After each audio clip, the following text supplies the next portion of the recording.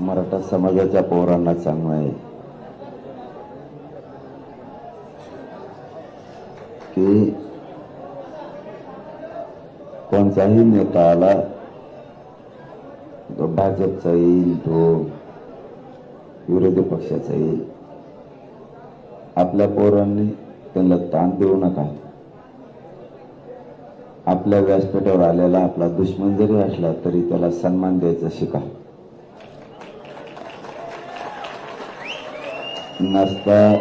नसता मग नेते यायला भीतील, इकडे येणार नाहीत.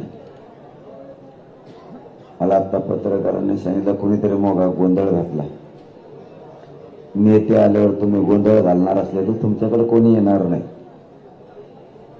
विरोधी पक्षाचा असो किंवा तो भाजपचा असो, कोणी जरी आलं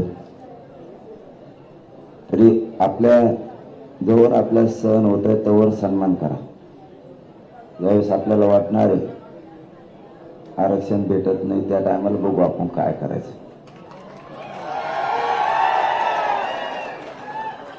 पण सध्या कोणत्याही विरोधी पक्षाचा, राष्ट्रवादी, काँग्रेस, भाजप, शिवसेनेचा कोणाचा आला, काही पोरानं त्याला इथून पुढे माघारी बोलू नका. त्याला सन्मान आलं, सन्मानानं वाटा लावा. बघा आता तुमच्यावर जबाबदारी आहे.